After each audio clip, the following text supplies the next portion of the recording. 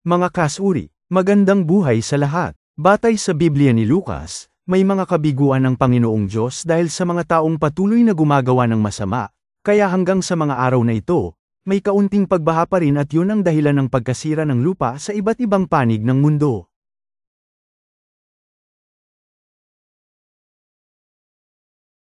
Ipinaliwanag ng Panginoong Diyos kay Noe pagkatapos ng pinakamalaking baha sa mundong ito, na hindi na magkakaroon pa ng kahit isang maliit na baha na magdudulot ng pagkawasak ng iba't ibang bahagi ng mundo, malaki man o maliit, ayon sa Genesis, Kabanata 9, talata 8-11, Biblia.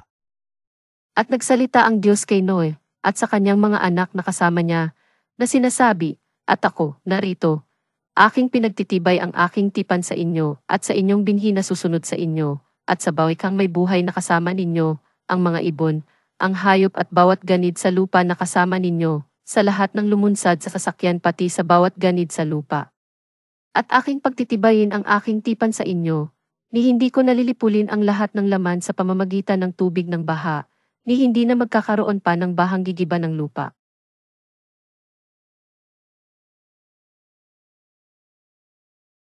Sa katunayan, noong natapos na ng Panginoong Diyos ang paggawa ng lupa, sinundan niya kaagad ang pagsibol ng iba't ibang uri ng halaman bago niya gagawin ang tao upang maging mapayapa ang ekonomiya. Ninais ng Diyos na walang kalamidad mangyari tulad ng El Niño, La Niña, baha, tsunamis, lindol, na sumisira sa lupa dahil pinipigilan ng malalaking pananim ang siyang pinakamalaking tulong sa lahat ng bansa, ayon sa Ezekiel, Kabanata 47, talata 12, Biblia. At sa pangpang ng ilog sa tabi niyaon, sa dakong ito, at sa dakong yaon, tutubo ang sarisaring punong kahoy na pinakapagkain, na ang dahon ay hindi matutuyo ni magkukulang man ang bunga niyaon, pagbubunga ng bago buwan-buwan, sapagkat ang tubig niyaon ay lumalabas sa santuaryo, at ang bunga niyaon ay magiging pagkain at ang dahon niyaon ay pangpagaling.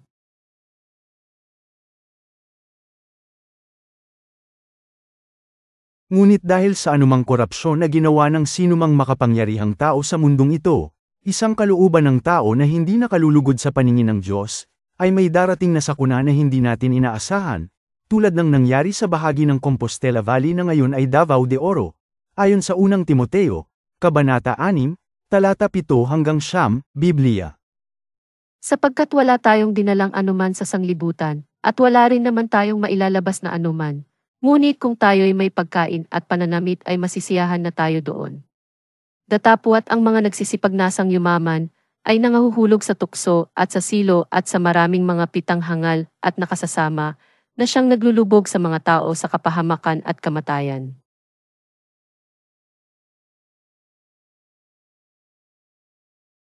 Para sa kaalaman ng lahat, dahil sa kalayaang ibinigay ng Panginoong Diyos, kung tayo man ay maalalahanin sa ating paligid, nararapat na tayo ay mag-ingat at huwag magpapaloko, nararapat din na pumili tayo ng isang mahusay na pinuno na mamumuno palagi sa paghahanda, may paninindigan, may tapang, may kaayusan, at may pagmamalasakit sa ating kapaligiran lalo na sa lahat ng pananim. Dahil malaki ang naitutulong nito at nagdudulot ito ng kaligayahan sa mga magsasaka at maging sa mga mangingisda. Ngunit sa panahon ngayon, dapat tayo ay laging handa. Gaya ng ginawa ni Gobernador Jose noong panahon ng Ehipto sa ilalim ng kapangyarihan ni Haring Paraon, ayon sa Genesis, Kabanata 41, talata 53-57, Biblia. At ang 7 taon ng kasaganaan na nagkaroon sa lupain ng Egipto ay natapos. At ang 7 taon ng kagutom ay nagpasimulang dumating, ayon sa sinabi ni Jose. At nagkagutom sa lahat ng lupain, datapwat sa buong lupain ng Egipto ay may tinapay. At nang ang buong lupain ng Egipto ay magutom, ay dumaing ng tinapay ang bayan kay Faraon. At sinabi ni Faraon sa lahat ng mga Egyptyo, pumaroon kayo kay Jose. Ang kanyang sabihin sa inyo ay inyong gawin. At ang kagutom ay nasa ibabaw ng buong lupa, at binuksan ni Jose ang lahat ng kamalig at nagbili sa mga Egyptyo, at lumala ang kagutom sa lupain ng Egipto.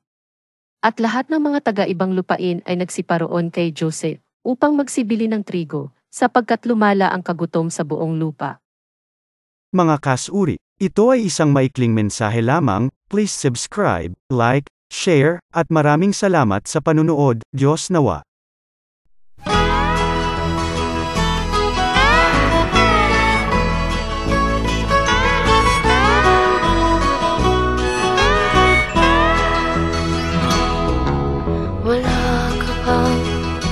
napapansin sa iyong mga kapaligiran.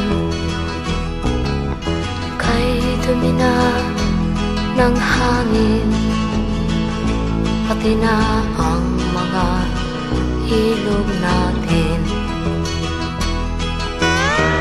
Hindi nga masama ang pag-unlad, at malayo-layo na rin ang ating narating.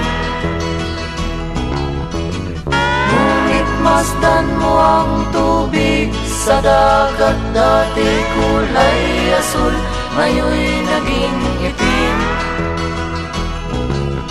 Ang mga duming ating ikinalat sa hangin, sa langit, huwag na nating paabutin. Upang kung tayo'y pumanaw man sa sariwang hangin, sa langit natin matitikman. Mayroon lang akong hinihiling, sa aking pagpanaw sana ay tag-ulan. Gitara ko ay aking dadalhin, upang sa ulap na lang tayo magkantahan.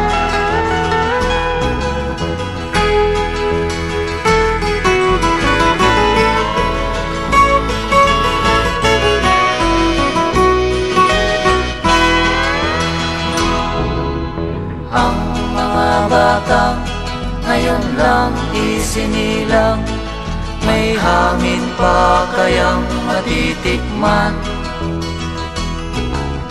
May mga puno pa kaya silang aakyatin? May mga ilog pa kayang lalamuyan? Bakit di natin pag-isipan ang nangyayari sa ating kapaligiran? Hindi nga masama ang pag-unlad, kung hindi nakakasira ng kalikasan. Darating ang panahon, mga ibong dala ay wala nang madadakuan. Masdan mo ang mga punong dati ay kay tatag, ngayon'y namamatay dahil sa ating kalokohan. Lahat ng bagay na narito sa lupa, biyayang galing sa Diyos kahit nung ika'y wala pa. Ingatan natin at huwag nang sirain pa, pagkat pag kanyang linawi tayo'y mawawala na.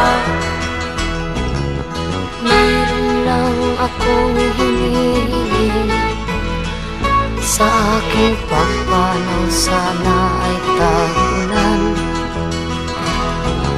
Gitara ko ay aking dadalhin, upang sa ulap na lang tayo